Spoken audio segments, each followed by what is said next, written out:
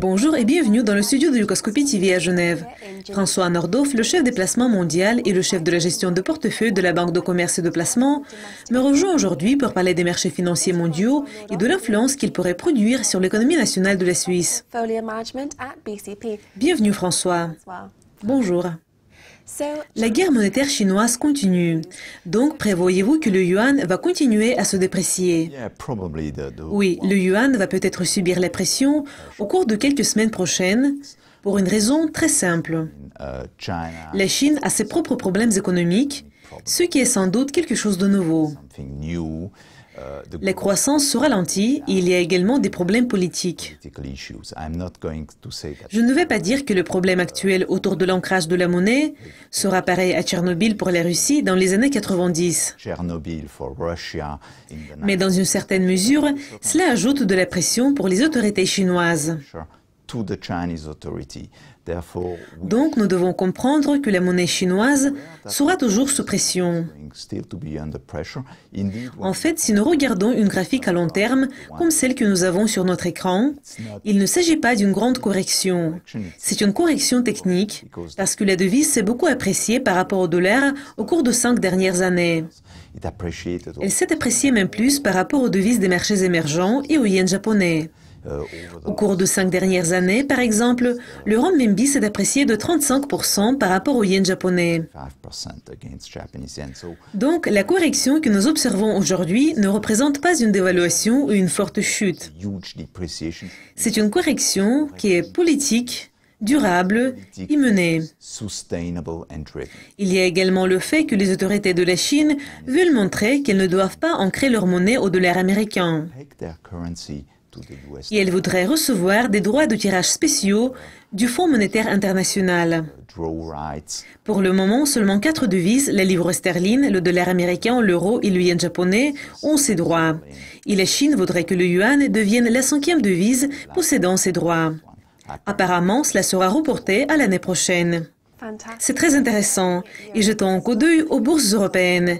Elles se sont récemment ouvertes plus bas. Est-ce que c'est toujours une réaction au problème de la Grèce?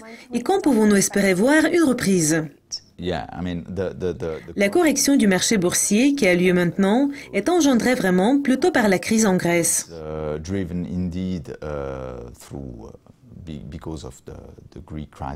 Mais je ne crois pas que les crises grecques soient un grand problème pour le moment.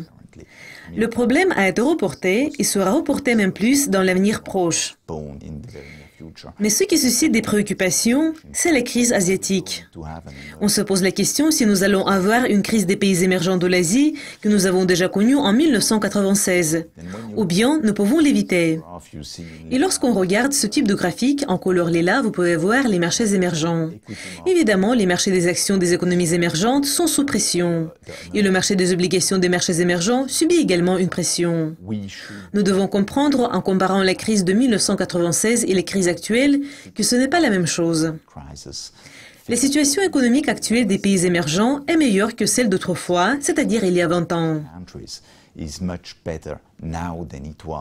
La seule chose qui a beaucoup changé, et c'est très important, c'est la taille de l'économie chinoise. Pour le moment, l'économie de la Chine est la 2e plus grande économie du monde. Il y a 20 ans, ce n'était pas le cas.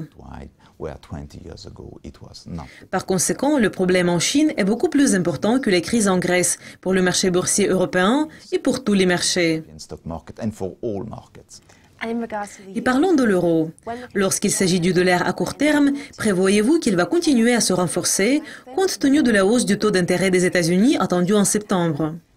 Et vous avez mentionné l'appréciation de l'euro.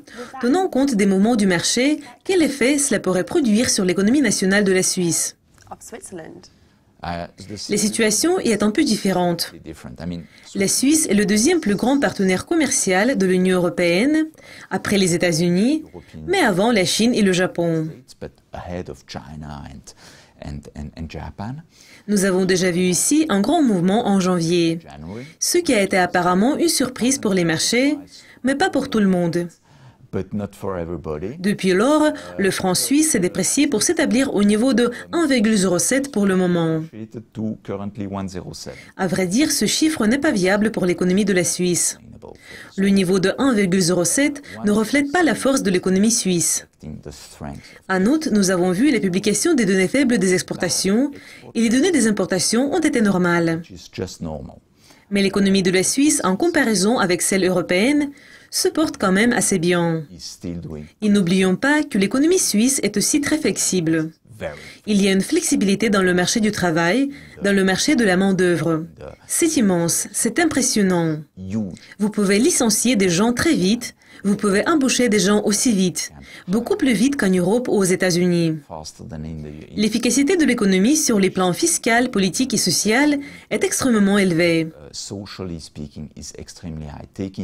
Compte tenu du rapport annuel sur l'efficacité de l'économie mondiale, publié probablement par le Forum économique mondial, chaque année, la Suisse est toujours au sommet.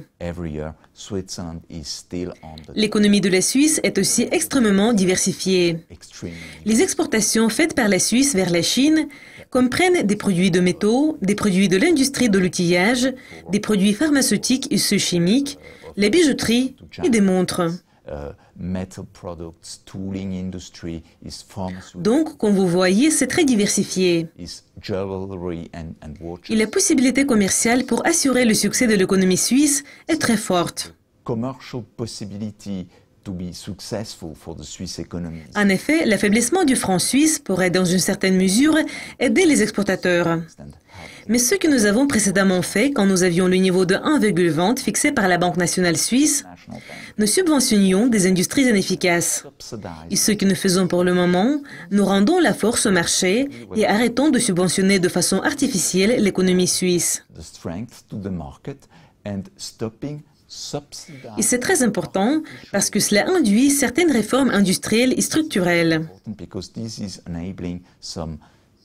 Par conséquent, jusqu'à présent, je crois que le niveau de 1,07 est un peu élevé.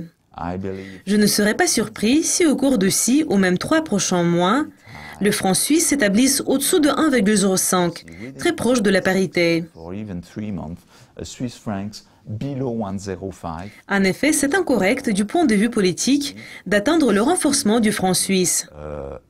Mais cela reflète la réalité. Nous avons l'excédent du compte commercial depuis plus de 30 ans. Nous avons l'excédent de la balance commerciale et cet excédent de la balance commerciale va probablement reculer en 2016, mais il ne va pas disparaître. Donc, sur les plans mathématiques et économiques, nous devons avoir une forte monnaie en Suisse. François, merci beaucoup de votre participation. C'était un plaisir comme toujours. C'est tout pour le moment, mais pour apprendre les dernières mises à jour, restez à l'écoute de Dukascopy TV. Au revoir.